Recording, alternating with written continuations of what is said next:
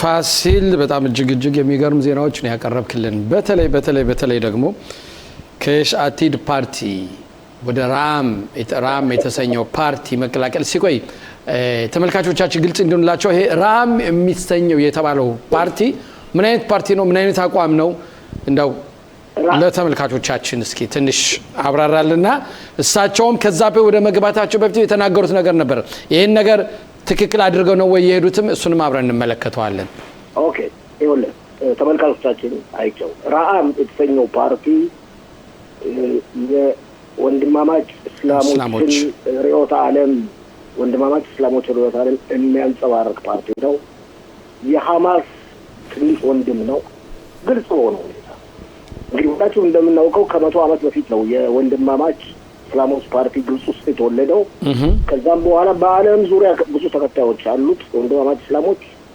የቱርኩ ፕሬዝዳንት አርዶዋንም ወንድማማች እስላሞች ተወካይ ነው እና የሱኒ እስልምና እምነት ተከታዮች ናቸው እነዚህ ወንድማማች እስላሞች ስለዚህ በጭራሽ ዞሮ በለዘብተኝነትም ሆነ በምንም መንገድ በአለም ላይ ዋና እምነታቸው አይተውልበል ለክርስቲያኖችም ለይሁዳውያንም ልብ ማለት ያለባቸው በአለም ላይ የእስልምና እምነትን ለማንገስ ነው ጥረት የሚያደርጉት ይሄ ነው ዋና ትልቁ ዓላማቸው ስለዚህ እዛ ቦታ ላይ ለመድረስ ለማንገስ በሚያደርጉት ጥረትን በሚገባ ለማሳካት ያለውን መንገድ በሙሉ መጠቀም ይችላሉ መዋሸት ይችላሉ በደበቅ ይችላሉ ሌላ መወከል ይችላሉ ይሁሉ ነገር ተጠርቃቅመው እንግዲህ ወንድማማች እስላሞች ስልጣን ላይ ያስችሉት በእስራኤል እንግዲህ አዲስ የተወለደው ነገር ይሄ መምሸለሽኑ ወይም የለውጥ መንግስት በተባለበት ጊዜ ለመጀመሪያ ጊዜ አንድ አረብ ፓርቲ ለመጀመሪያ ጊዜ በእስራኤል ፓርቲ በእስራኤል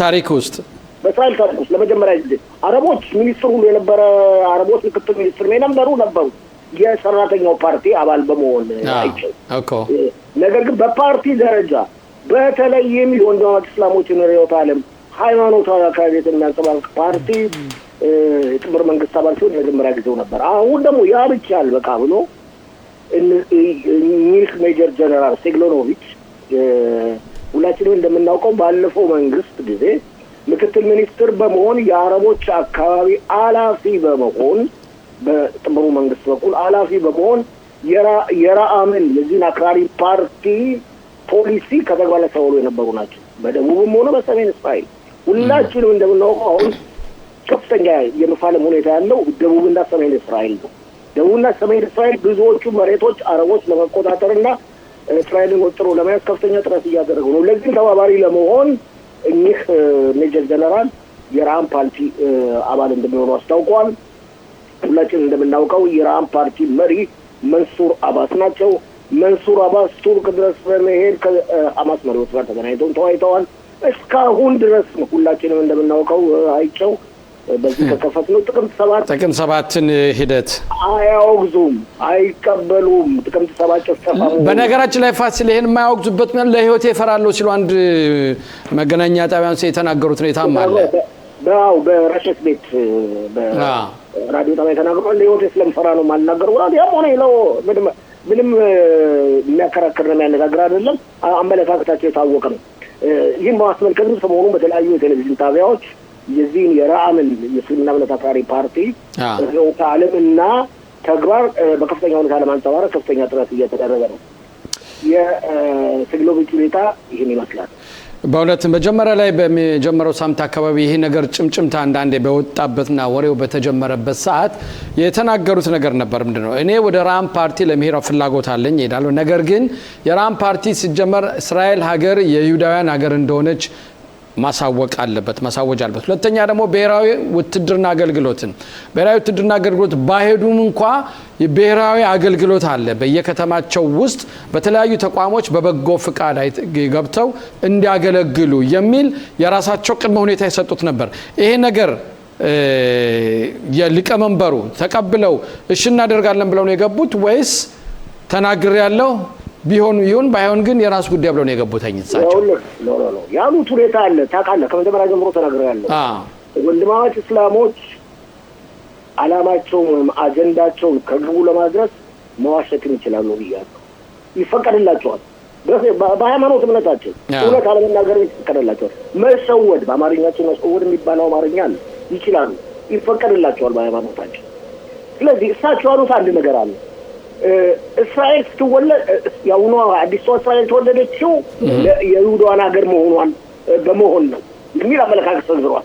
ምን ማለት ነው? ግልጽ አይደለም። የይሁዳን ሀገር በመሆን ሁለተኛ ጥያቄ ያልከው እሳቸው አሉ ሜጀር ጄኔራል ራሳቸው ይህ ፓርቲ በዚህ በሁለት ነገሮች ካመነ ወደ ፓርቲው ይቀላቀላሉ ብለዋል። ኖ በሽወዳ እኮ ነው አሁን በድብቅ። ታዲያ ምን አይነት ይሄ ታዲያ ምናልባት የግራ ክንፍ ርዕዮተ ዓለም ተከታዮች የነሱ ሂደት አይደለም ብላ አታስብም? ይሄ ብዙ ጣጣ ነው ያለው አሁን ሁላችንም። ምክንያቱም ይሄ ራም የሚባለውን ፓርቲ አሁን ወደፊት ለሚቋቋመው ፓርቲ እንዲገባ የጥምር መንግስት ከጥምር መንግስት አማራጭ ሁሉ አይቸው የአሁኑን ተጨባጭ ሁኔታ ስናየው ለጥምሩ መንግስት ማለትም ተቀናቃኝ ፓርቲዎች መመስረት ከፈለጉ አለ ራም መመስረት አይችሉም። ምንም አማራጭ የላቸውም። ቁጥሩን ብናስተካክለው ብንለውጠው ምንም አማራጭ የላቸውም። ስለዚህ አማራጭ ስለሌላቸው እንደው አለረ በሽወዳም እስራኤልን አውቃለሁ፣ እስራኤል የይሁዳን ሀገር መሆኗን እገነዘባለሁ። ብሔራዊ ውትድርናን በማስመልከት በሽወዳም በማስመልከት ብሔራዊ አገልግሎት እንሰጣለን። አሁን ብሔራዊ አገልግሎት ያሉትን እኔ በቃላቸው በንግግራቸው ሰምቻለሁ። ምን ጨነቃችሁ? ለህዝባቸው ነው፣ ለአረቦቹ ነው። ለኛ ህዝብ በዚህ ብንሳተፍ ኃላፊነቱ ሁሉ የኛ ነው፣ የአረቦች ነው። እንቅስቃሴውን ሁሉ የምንቆጣጠረው እኛ ነን። እንደዚህ ሊሆን አይችልም። ታዲያ ግን ምንድነው ቆይ የምንጨነቃችሁ ማለት እኮ እናንተ አያገባችሁም። ለኛ ማህበረሰብ ለኛ ላለንበት የምንኖርበት እኛ ራሳችን እናስባለን። ገቡ አልገቡ አገለገሉ አልገለገሉ የምንጨነቃችሁ ይሄ በአንድ ሀገር ውስጥ የራሳቸውን የቻለ ሀገር መፍጠር ማለት ነው። ይሄን አመጣው በእስራኤል ውስጥ ሌላ ተጨማሪ ራስን በራስ የሚያስተዳድር የእስላሞች አገር መመስረት ማለት ነው። ይህ ሁኔታ በደቡብ እስራኤልና በሰሜን እስራኤል ስለሚያሰጋ የቀኝ ክንፍ ፓርቲዎች ባለፈው 4 ዓመት የሰሩትን ስራ ታውቃለህ። በይሁዳና ሰማሪያ ቀበሌዎች ከፍተኛ ሰፈራ አድርገዋል። ብዙ መኖሪያ ቤቶችን ገንብተዋል፣ መንደሮችና ሰፈሮችን ገንብተዋል። እውነት አሁን ደግሞ ባለፈው ዓመት በጦርነቱ ምክንያት ወደ ኋላ ተጎድቶ ነው እንጂ ደቡብንና ሰሜንን ለመቆጣጠር የተለያዩ እርምጃዎች እየተወሰዱ ለምሳሌ ያህል ለተጠባባቂ ወታደሮች በርካሽ ዋጋ በደቡብና ሰሜን መሬቶች እየተሰጡ ነው። በተቻለ መጠን የእስራኤልን ማለት የይሁዳን ቁጥር በእነዚህ ሁለት አካባቢዎች ሰፋ ያለ መሬት ባለባቸው አካባቢዎች በተለያዩ አካባቢዎች እንኳን መሬት የለም ባለባቸው አካባቢዎች ለማስፈር ከፍተኛ ጥረት እየተደረገ ነው። ወደፊትም ይደረጋል። ለምሳሌ ያህል የመከላከያው ኃይል ዋና ጽህፈት ቤቱ ብዙ አባላት ያሉበት ዋና ጽህፈት ቤቱ ከተለያዩ አካባቢ በመውሰድ በደቡብ አድርጓል። በሰሜኑ ደግሞ ያለው ተጨባጭ ሁኔታ ከተረጋጋ እኔ እንደምመስለኝ ከሆነ በገሊልና በጎላን አካባቢ ብዙ ይሁዳን ሄደው እንደሚሰፍሩ እኔ በቅርብ ጓደኞቼ ሁሉ ወደዛ ሄደው የተገነቡ አሉ። በተለይም በጎላን አካባቢ ፋሲል በዚህ ዙሪያ በሁለት በሰፊው እንደው መንግስትም ሊያስብበት የሚገባው ጉዳይ ነው። እንደው አካባቢን ቦታ ማለት ባለፈውም ታስታውሳለህ አንድ በነጸሬት ከተማ ነዋሪ ሆኖ አቶ ገበያው ረዳ የሚባሉ አቅርበን አነጋግራናቸው ነበር። የነጸሬት ከተማ አሁን ነጸሬት የምትባለው ቀርቶ ኖፋ ጋሊል እየተባለች ነው።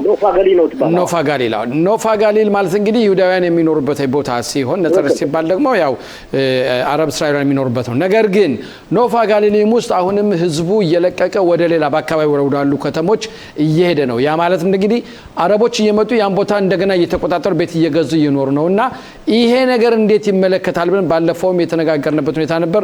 ዛሬም አንተ ያወሳኸው ነገር አለና መንግስት ሊያስብበት የሚገባ ጉዳይ ነው ይሄ ፋሲል። አይቸው ባጭሩ ለማጠቃለል በዚህ ጉዳይ ላይ ኖፋ ጋሊልን በማስመልከት ዋና የተቋቋሙበት ምክንያት ይሁዳኖች ለብቻቸው እንዲኖሩ እንዳልከው ናዝሬት የተባለ የአረቦች ከተማ አለ። እዛ አረቦች ብቻቸውን ነው የሚኖሩት፣ ማንም አይገባባቸው። አሁን ከኖፋ ጋሊል ነዋሪዎች ከ130 እጁ አረቦች ሆነዋል። አሁን እየገቡታ ከ130 እጅ በጣም ብዙ ነው። ስለዚህ ይህ ሁኔታ እየታወቀ ስለሆነ መንግስት አሁን በተቻለው መጠን የነዋሪዎችን ቁጥር ለመቀየር ከፍተኛ ጥረት እያደረገ ነው።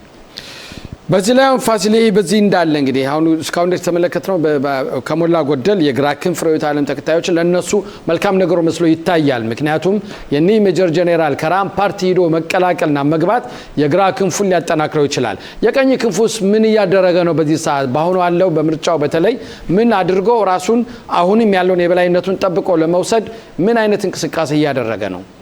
አይቸው የቀኝ ክንፍ እስካሁን ድረስ ጀምሯል ማለት አይቻልም። በተለይም ከፍተኛ ስራ ይሰራል ተብሎ የሚጠበቀው የሊኩድ ፓርቲ ስራውን በሚገባ ጀምረው ከነሐሴ 17 ቀን ከቅድሚያዊ ምርጫ በኋላ እንደሆነ ታውቋል። ስለዚህ ጠቅላይ ሚኒስትር ቢንያሚን ኔታንያሁ በመጠኑም ቢሆን በተለያዩ ፖድካስቶች እየወጡ ቃለ መጠይቅ ይደረጋሉ። በእኛም እንደሚወጡ ወደፊት ጥርጥር የለንም እና በአጭሩ ለመናገር ፈልገው የቀኝ ክንፍ ፓርቲዎች ገና ሙሉ ዝግጅት አላደረጉም። በቀኝ ክንፍ ፓርቲዎች ተነጥለው ደግሞ ብቻቸውንም እስካሁን ድረስ ለመወዳደር የሚጥሩ ብዙ ናቸው። እንግዲህ ጠቅላይ እዚህ ላይ ይሄ ነው ወደሚቀጥለው ጥያቄ እየወሰድከኝ ነው። ለምሳሌ ትላንት በ14 ቁጥር የወጣውን የግምታዊ ጥናት ተመልክተዋል። ይህ ሁኔታን በሰፊው ያሳያል። የሊኩድ ፓርቲ 31 መቀመጫ ብቻ ነው ያለው። ያም ሆነ ይህ በአሁኑ ወቅት በእስራኤል ውስጥ የቀኝ ክንፍን ርዕዮተ ዓለም የሚደግፉ ቁጥር በጣም ብዙ ነው። ማለትም ቢያንስ ከ110 እጅ በሆነ ሁኔታ ግራ ክንፍ ይበልጣል። ስለዚህ ይህንን መተግበር የሚቻለው እንዴት ነው ለሚለው ጠቅላይ ሚኒስትር ቢንያሚን ኔታንያሁ ከፍተኛ ዝግጅት እያደረጉ ነው። ከነሐሴ 17 ቀን በኋላ ያሳውቃሉ። የተነጣጠሉትን ፓርቲዎች ያዋህዳሉ ባለፈው ጊዜ እንደነበረው። ከዛ በኋላ በሚገባ ካስተካከሉ ካስፈለገም ከሊኩድ ፓርቲ ስጦታ ይሰጣሉ ባለፈው ፓርቲ እንዳደረጉት። ስለዚህ በምርጫው ጊዜ ጥቅምት 27 በተቻለ መጠን የቀኝ ክንፍ ተዘጋጅቶ እንደሚቀር ጥርጥር የለም። በዚህ ላይ ግን አሁን ያስከሚሆን ድረስ ግን አሁን ይሄ በተለይ የተከፋፈሉ አዳዲስ ፓርቲዎች እያቋቋሙ የሚሄዱትኝ አሁንም ክፍተት ሊፈጥር አይችልም ወይ? ምን ያህል በእውነት በመጨረሻው ሰዓት ላይ ምን ያህል የማዋሃዱ አቅሙስ ሊኖራቸው ይችላል? የጠቅላይ ሚኒስትሩ ሁኔታ ይኖራቸዋል። ጠቅላይ ሚኒስትሩ እንግዲህ ሁላችንም እንደምንገምተው ብዙዎች እንደሚገምቱት የመጨረሻ እርግጥ ማን ያውቃል አሁን እድሜያቸው 75 አካባቢ የደረሰ ነው። የመጨረሻ ምርጫቸው ሊሆን ይችላል የሚሉም ብዙ ናቸው። ግን ሰሞኑን እንዳየናቸው አሜሪካም እዚህም እንዳየናቸው ጠንካራ ናቸው። ጠቅላይ ሚኒስትሩ ጤናቸው ጠንካራ ነው። ጠቅላይ ሚኒስትሩ ደግሞ አንተም ታውቃለህ ካምፔን ማድረግ ይችላል። በጣም እዚህ ማንም የሚወዳደራቸው የለም። አሁን ያሉት በሙሉ ተቀናቃኞቻቸው እንበል ጋዲ አይዘንኮት፣ ያይር ጎላን፣ ያይር ላፒድ፣ ቤኔት በፍጹም ከጉልበታቸው እንኳን ሊደርሱ አይችሉም በካምፔን በማድረግ ጉዳይ። ስለዚህ ገና አልጀመሩም። ታውቃለህ አንተ በዜና ነው የምትሰራው በጋዜጠኝነት። ገና አልጀመሩም።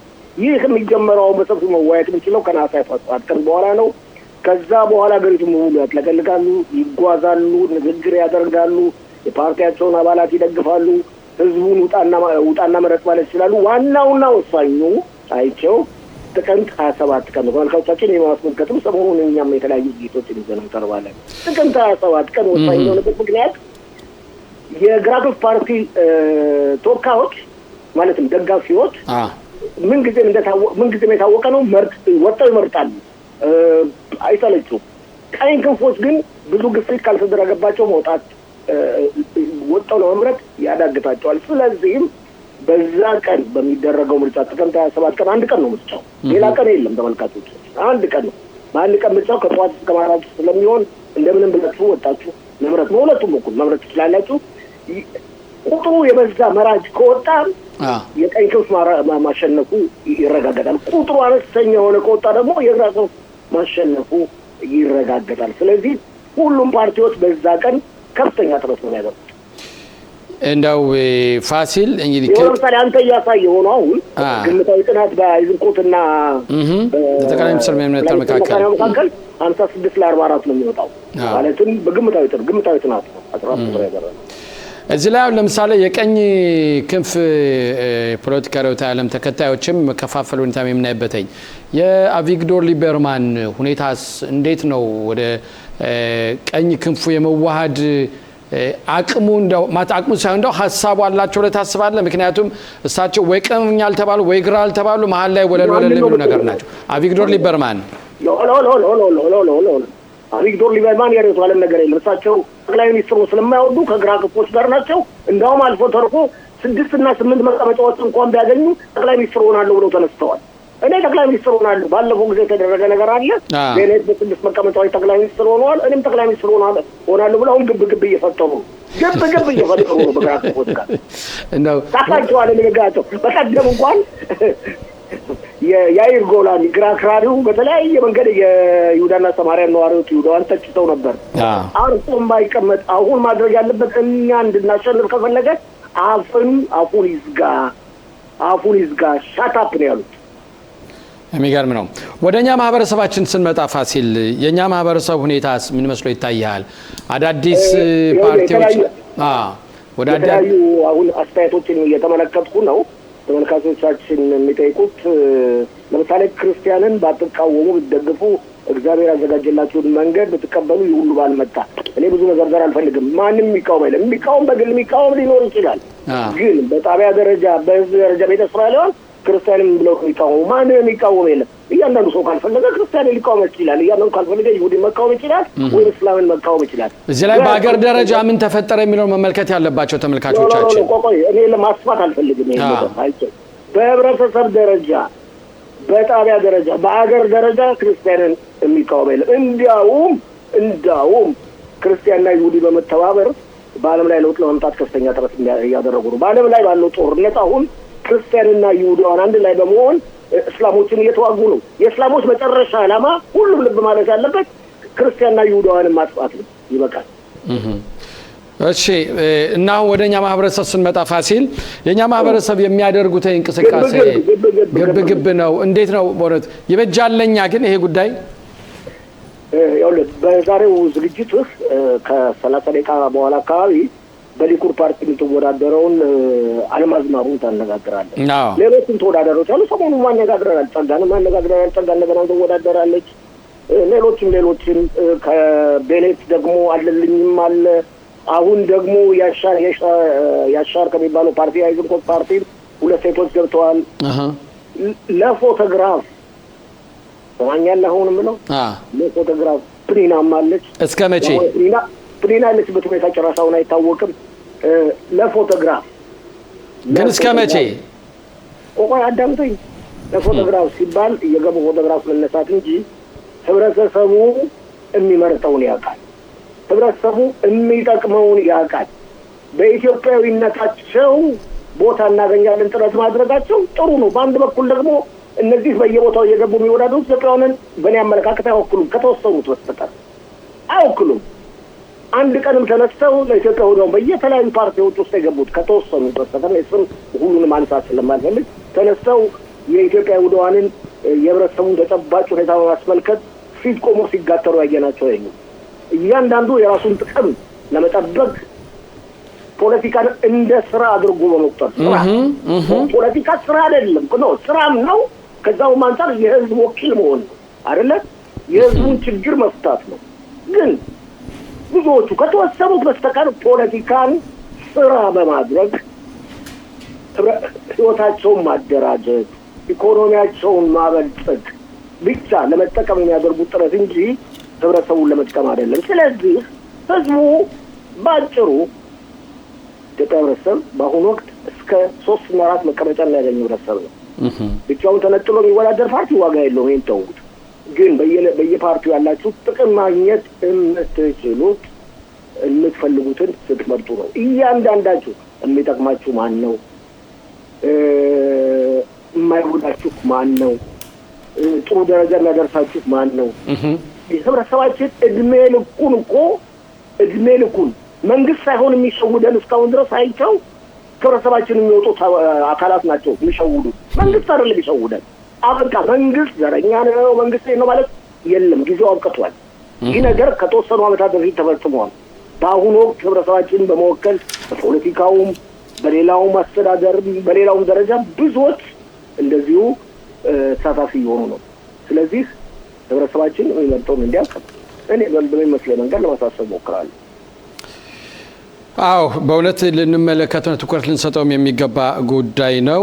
ፋሲል በተጨማሪ አሁን ከዚህ በኋላ በተለይ አሁንም የምርጫውን ሁኔታ ግን እንደው ማህበረሰባችንስ መምረጥ ያለበትን ሁኔታ በትክክል ያውቃል ብለህ ታስባለህ? ምክንያቱም አሁን አንተ ቀደም ሲልም የተናገርከው አንድ ሁኔታ አለ ግን እኛ እስከመቼ ድረስ ነው እንደዚህ ለፎቶግራፍ ወይም ለኛ በቂ ቦታ ሳይሰጡን ይሄው አሉን ተብለን የምንሄድበት ህዝቡ ተወዳዳሪዎች አይደለም ማለት እዚህ ጋር ህዝቡ ምን ያህል ይሄ ነገር ይገብቶታል ምን ያህል ይሄ ነገር ይገባው መስሎ ይታያል እንግዲህ ይኸውልህ እኔ እንደመስለኝ ሙሉ ለሙሉ የገባው መስሎ አይታየኝም አይቼው ስለዚህ የሚቀጥሉት 3 ወራት ጊዜ ውስጥ በእኛም በኩል ቢሆን የተለያዩ ተወዳዳሪዎችን በማቅረብ ፖለቲካ ትንተናዎችን በመስጠት ሁለቱንም ወገኖች በማስተዋወቅ ግራም ሆነ ቀኝ ክንፍ በታሪክስ ታሪክን ደግሞ ብዙ ጊዜ ማሰብና ማስታወስ